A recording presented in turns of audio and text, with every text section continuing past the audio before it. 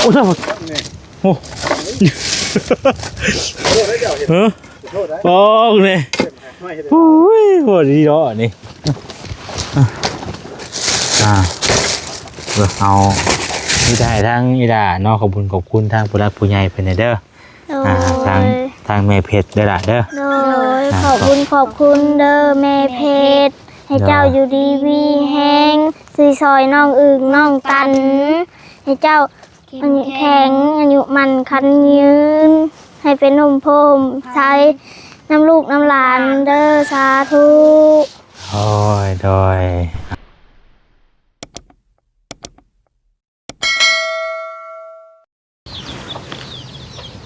พี่น้องเอ้ยเปิดภาพเปิดคลิปมาเมื่อนี้เนาะอยู่หม่องพักหม่องเศร้าของทางน้องอึ่งเนาะน้องอึ่งน้องตันพี่น้องเอ้ยเดินทางเข้ามาทางนี้อีกแล้วเมื่อนี้พี่น้องเอ้ยเอากราบทักทายสบายดีเด้อเนาะสบายดีพ่อแม่พี่น้องเบิดสุกูสู่คนพี่น้องเอ้ยพ่อกับซ่องเบาแสนอีกแล้วเนาะพี่น้องเนาะเอาพ่อเมื่อนี้พี่น้องเอ้ยเข้ามาเยี่ยมมายามถามไทยครับทางน้องเพิ่นสบายดีล่ะโดยพากันอยู่กับไผนี่อยู่2 คนอยู่2 คนแม่ไปไสแม่ไปเป่าเขาน้องเจมไปเป่าคือได้ไปเป่าวันศิลป์บ่แม่เจ้าเนาะไปเป่าบ่ไปน้ำมูไปน้ำอ๋อแล้วเบานี่ไม้ให้เด้อโดยไปน้ำพอเอาอย่างนี้ไม้ก่อนพอน้องเจมใช่โอเคพี่น้องเอ้ยเนาะเพิ่นพาไปบ่ไปน้ำมูบ่โดยเป็นยังคือได้ไปเป่ามื้อวันศิลป์โดยวันศิลป์น่ะเพิ่นไปเป่าโดยเพิ่นเป็นยังคือได้ไปเป่า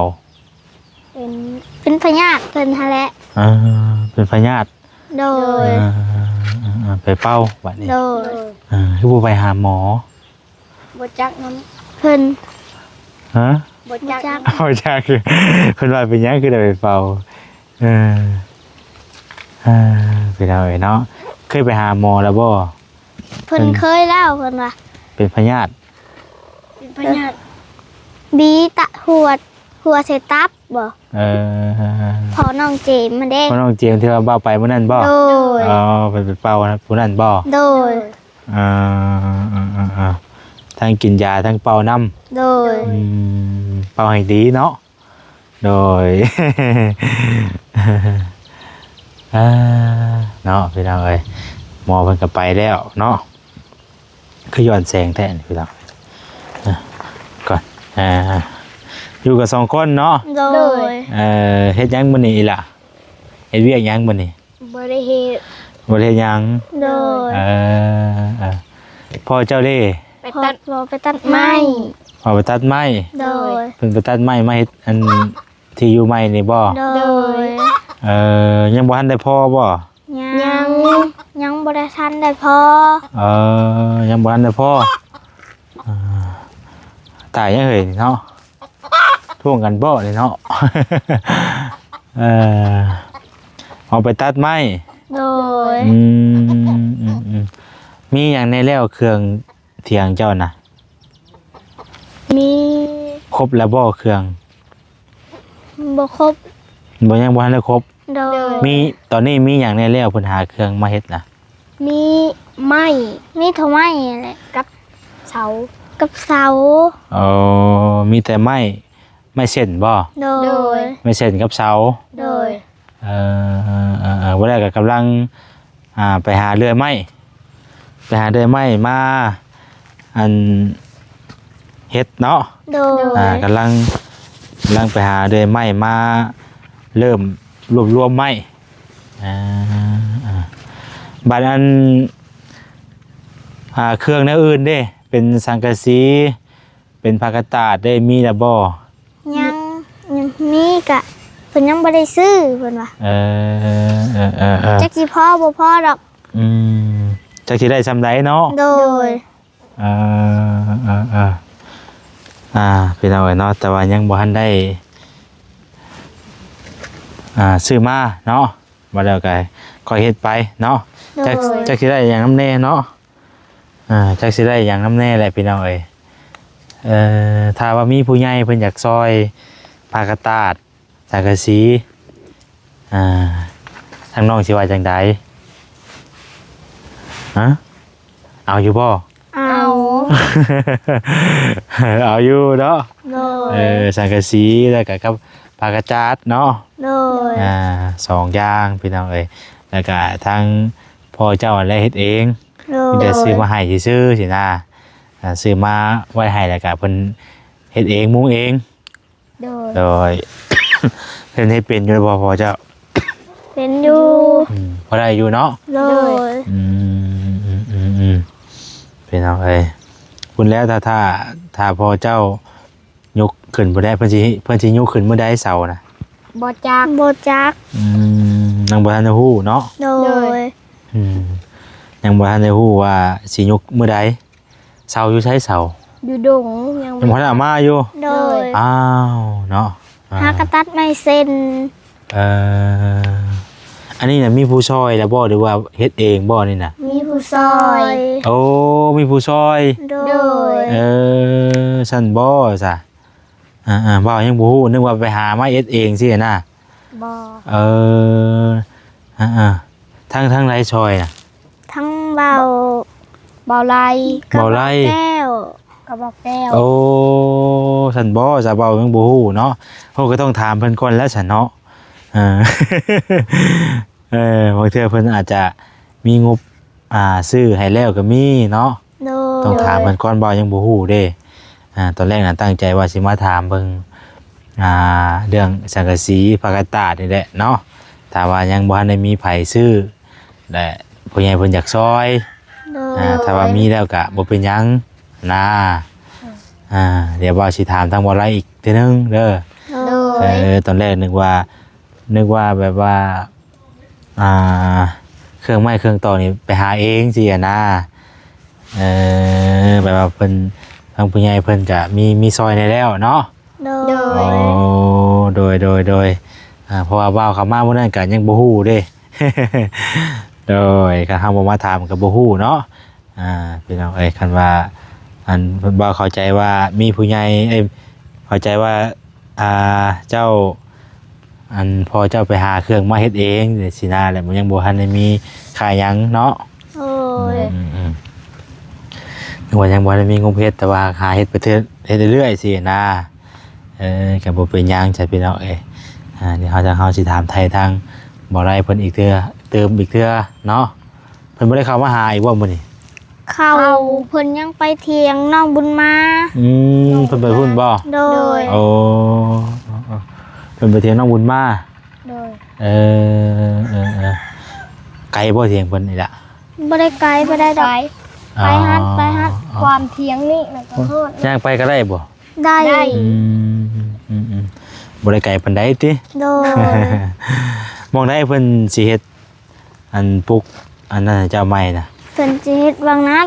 พาว่าไปเบิ่งดูหะ โดย ให้เดี๋ยวให้ทางน้องๆเพิ่นพาไปเบิ่งหม่องสิปลุกหม่องพักหม่องเช้าเพิ่นใหม่ก่อนพี่น้องเอ้ยเนาะโอ้น้ำก็ใช้สะดวกแล้วบ่วันนี้อีล่ะ โดย ใส่แล้วบ่น้ำใส่แล้วบ่ ใส่แล้ว โอ้น้ำใส่แล้วโอ้ นี่แหละ นี่บ่ โดย เฮ็ดอยู่นี่บ่ ปลูกดอนนี่แหละ เพิ่นเคลียร์สถานที่แล้วอันนี้เนาะ โดย เฮ็ดใหญ่เติบบ่นี่ พวกเสา 6เสา โด อ๋อย ย 6เสาเฮ็ด6เสาก็โอเคอยู่พี่น้องเอ้ยเนาะคักแล้ว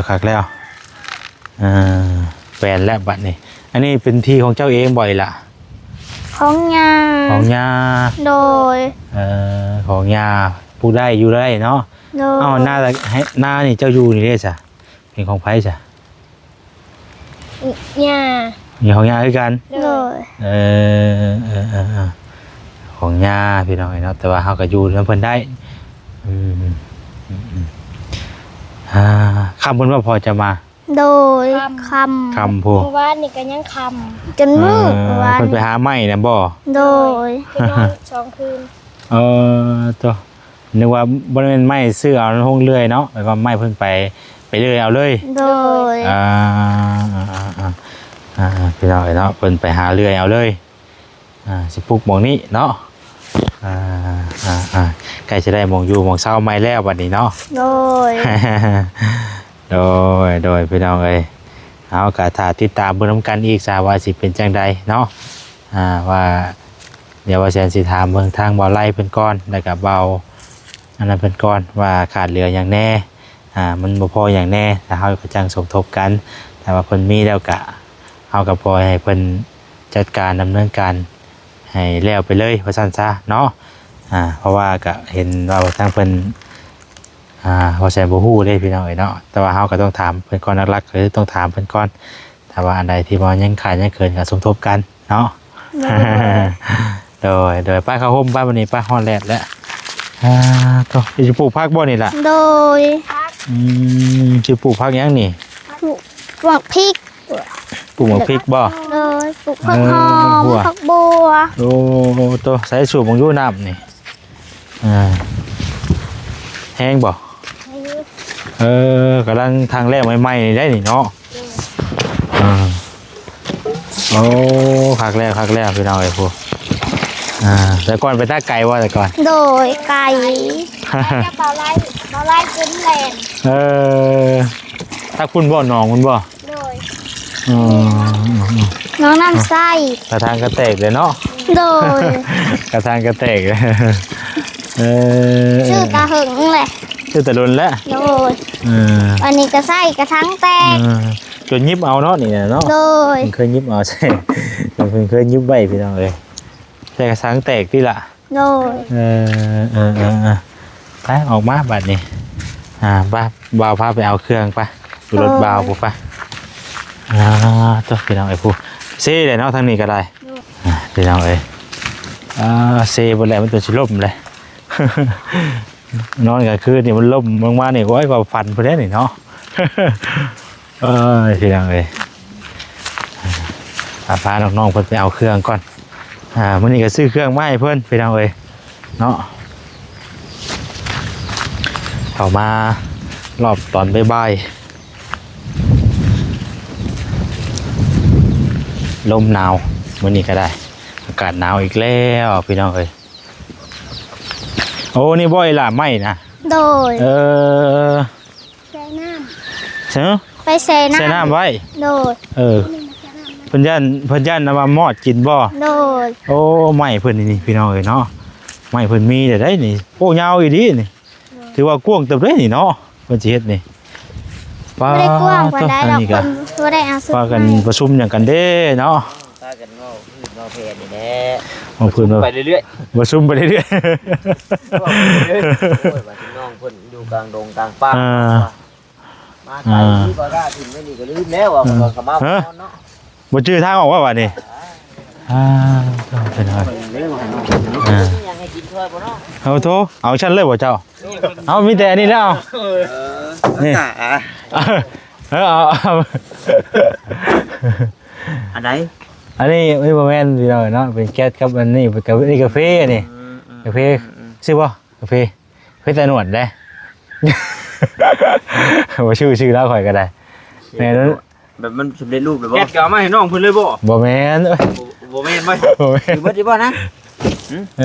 แก๊สน่ะเป็นแก๊สประชาชนเองออกมาเติมแก๊สน้ำแน่มื้อนี้น่ะเลยออกมาติดมาวิ่งน้ำเลย น้องอึงน้องตันขนมบัตรเฮาปั่นกินเด้อ โดย โอเค คือกันแท้มือคือกันแท้มือฮะ รอบข้ามกัน ไปคุดมันกระแตก โอ้ยบ่ได้คุดยังแตกนะ ไปคุยยัง คุดกบ ขุดกบ มานอยู่ว่า มัน ดินแพงบ่ ได้4โต โอ้เก่งเลยเนาะหักอยู่ไอ้4ตัวผู้เนาะ เมื่อวานนี่ได้4โต เอาพี่น้องเอ้ยเรียกว่าแซนซีเอาให้ละซื้อใใช่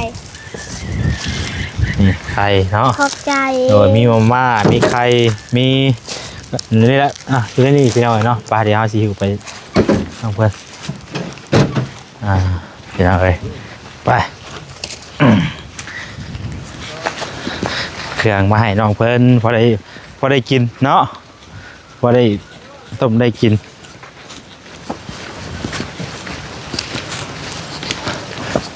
บรรยากาศก็ถือว่าดีขนาดพี่น้องเอ้ยโอ้เสาไม่หลอนเพิ่นนี่เนาะ โด พั ย กเล่นนี่เสาบักมาใหม่ยังบ่ได้ซ้ำตัวนี้เด้นี่เนาะ โดย ตะเกียนล้วนเลยนี่โอ้โหสุดยอดล้วน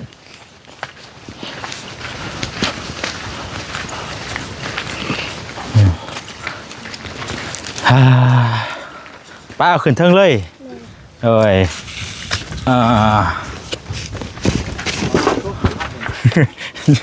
คอยเลยเด้อ พอใส่กันยังญาติอยู่ได้บุ10 บาทเชียวอยู่เพราะขันมันน้อยโพดนะขันขันใหญ่กว่านี้ก็ใครอยู่ดิ อะไรก็มันจากตัวนึงแต่ว่าเรื่องเขาเรื่องนี้นี่ โอ้โหโอ้ โทษได้เดี๋ยวเห็นโทษได้ โหเนี่ย ไม่เห็น โอ้ยโหดีเนาะนี่เอามีนี่แหละพี่น้องเนาะข้าวต้มขนมนมเนยมีขนมเนาะแล้วก็นมแพ็คหนึ่งแล้วก็แม็กกี้เนาะแม็กกี้น้ำมันไว้อันทอดไข่แล้วก็ซิตาแม็กกี้ใช่น้ำปลาแรกเกลือปลาปองพี่น้องเนาะปลาปองก็มีตุ๊บอะไรต้มขนมนมเนยพี่น้องเป็นนัวนี่ครบไปเลยใช่นึกว่ามันปุ๊นะอึ๊บตัวหามองนั่งก่อนเชียนก่อน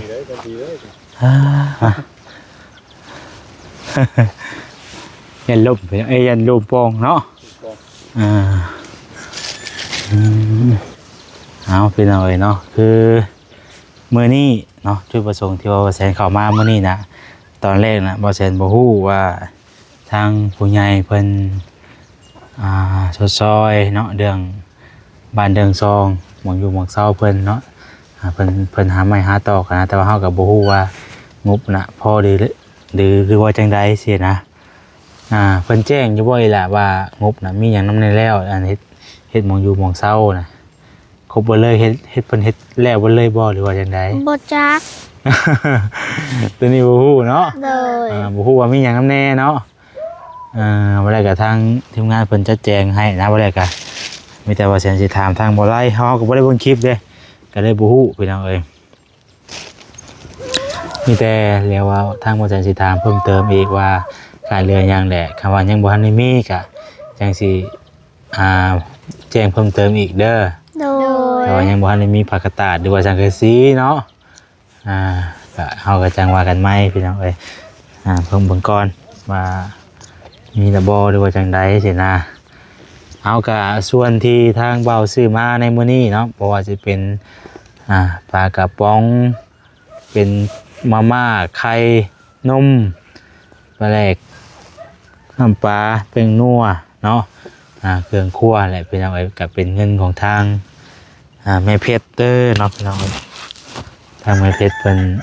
ได้ให้ทางบ่แซนนี่แหละคำว่าถามเรื่องนี้แหละพี่น้องเอ้ยถ้าว่าเป็นจังไดก็จังเขาจะแจ้งเพิ่มเติมอีกทีนึงเนาะมีแต่ให้ทางอีดาเนาะขอบคุณทางผู้รักผู้ใหญ่เพิ่นเด้อ โดย ทางแม่เพชรเด้อล่ะเด้อ โดยขอบคุณเด้อแม่เพชรให้เจ้าอยู่ดีมีแห้งซื้อซอยน้องอึ่งน้องตันให้เจ้าแข็งอายุมันคันยืนให้เป็นนมโพมใช้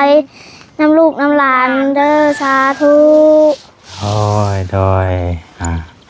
เอาดีใจนำทางน้องๆเพิ่นพี่น้องเนาะได้เครื่องอยู่แนวกินมื้อนี้เนาะ โดย ไข่ก็ไปทอดไปต้มกินพี่น้องเอ้ยพากันกินข้าวกันหยังได้แล้วมื้อนี้ เขากับสุเฮ็ด ซุปเฮ็ด โดย ซุปเฮ็ดหยังน้อ เฮ็ดกระด้าง เฮ็ดกะล่าง โอ้ย เฮ็ดบดเฮานี่บ่ โดยใส่น้ำเอา ใส่น้ำแล้วก็ต้มป่นกบใส่ โดย คักได้เนาะ แล้วก็ฟักกระเดา ว่ากันเรากลับบัดนี้โอ้ก็แซ่บแล้วให้คักเลยเนาะของแซ่บแล้วนะป่นกบ เอาจังซั่นแหละพี่น้องเอ้ยเนาะค่ะมื้อนี้ก็ทางเฮาเข้ามาก็ประมาณนี้เรื่องราวประมาณพี่น้องเอ้ยก็มาแวะตามไทยน้องเพิ่นแล้วก็นำเครื่อง อยู่ผู้กินมาให้เนาะตัวโหยังเชิญนี่พี่ซี่กระโตกเพิ่นนั่นน่ะเนาะเครื่องอยู่เครื่องครัวก็อยู่ในนี่พี่น้องเอ้ย ครับตอนยามฝนนี่ฝนหัวอยู่บ่นี่ หัว อยู่จนสิบ่ได้ผู้ได้เนาะ โดย บ่ดีบ่ได้เข้ามาบ่ บ่ บ่ได้เข้ามา คันเป็นเขามื้อนี้ก็ค่ำพุ่นแหละ มันค่ำบ่ โดยเมื่อวานนี้เพิ่นบ่ได้เข้ามาเมื่อวานนี้ มีไผมาแจ้งข่าวดีอย่างนี้แล้วอีกล่ะ มีแต่บ่าวไล่กับบ่าวแก้วนั่นแหละ อะไรก็บ่แก้วเนาะ โดย โดยเอาดีใจกับทางน้องๆเพื่อนพี่น้องเอ้ยใกล้จะได้มีหมองอยู่หมองเศร้าเลยเนาะ โดย มีแต่เป็นคนดูคนมันเด้อบัดนี้เด้อ โด ผู้รักผู้ใหญ่เพิ่นซอยกะดูมันคือเก่าแล้วเนาะ โดย ปกติทางน้องเพิ่นก็เป็นคนดูคนมันอยู่แล้วพี่น้องเอ้ยก็ให้เพิ่นรักษาคุมดูคุมมันนี่ไว้เฮ็ดเวียกเฮ็ดงานซอยพ่อซอยแม่เนาะมีหยังก็ชวนชูซอยเพิ่นไปโดยพี่น้องเอ้ยเพราะว่าเขาของเฮาเพิ่นก็บ่ได้เข้าเลยเนาะ โดย เจ้าออกแล้วบ่เจ้า ออกแล้ว ออกโดนนะบ่ เขาก็ออกปีแล้วนี่ คือออกไว้แท้ บ่มีเงิน เงินไปต่อ โดย ฮอดปอใดก็เจ้า ปห้า อันเดฮอดปอ5เลยเด้ไปชื่อว่าขึ้นหม้อเลย เป็นยังอันอยากไปต่ออีกอยู่บ่ โดยอยากไป อยากไปเรียนต่ออยู่ โดย คันสมมุติว่าเฮาไปเรียนต่ออีกทางครูเพิ่นสิว่าจังไดมันก็ให้เพิ่นก็รับคือเก่าบ่ โดย ไกลบ่โรงเรียน ไกล ไกล ในบ้านพุ่นแหละ คันเจ้าไปแต่เก่าได้พากันไปได้ไดซั่น ย่าง ย่างไป โดย ว้ายมันสิทันอยู่บ่ล่ะบัดนี้ ทัน ย่างไปแต่ละมื้อน่ะ โดย โอ้คือว่าในช่วงนี้ก็มันเป็นช่วงไรพี่น้องเอ้ยเข้าโรงเรียนนี่ก็มันก็คือว่าเข้าแตะโดนเลยเนาะเข้าโรงเรียนเนาะเข้าตั้งแต่เริ่มเดือน10พู่นเนาะเดือน9เดือน10พู่มันตัวเฮาชอบน้ำแรงแหละพี่น้องเอ้ยเอาเนาะกับทางน้องๆเพิ่นก็ว่าอยากให้เรียนต่ออยู่ว่าซั่นเอากะยังว่าการพี่น้องเอ้ยเนาะอุปกรณ์การเรียนแน่เนาะกันว่ามันที่ว่าคันคือในกรณีว่าเฮาเรียนต่อสินะกะค่าใช้จ่ายเท่าไรค่าของเรียนฮู้อยู่บ่ ฮู้อยู่กันว่าเสียค่าเทอมกะ10ลูกสาวนี่แหละ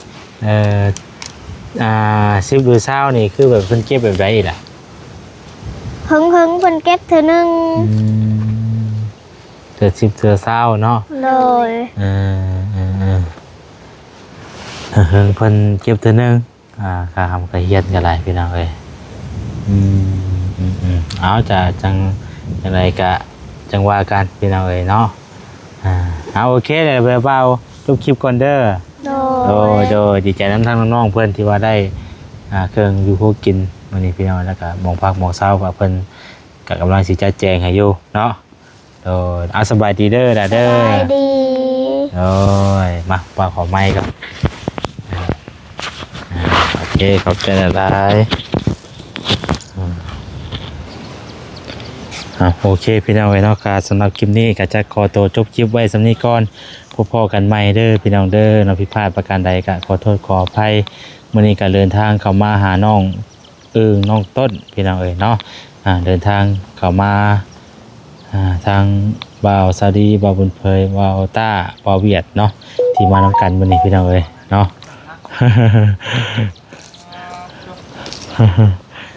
คำไว้เฮ้ย มันมีลมเพลง โอ้ยเนาะข้าวเช้าไว้ โอ้ยเนาะเอาจัดพี่น้องเอ้ยขอตัวไปก่อนอยู่ดีมีแห้ง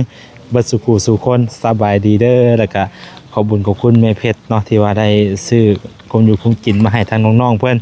เนาะเอาอยู่ดีมีแห้งเนาะโชคมานร่ำรวยดูว่าสุขภาพและแข็งแรงและแม่เด้อเนาะให้อยู่ดีมีแห้ง สบายดี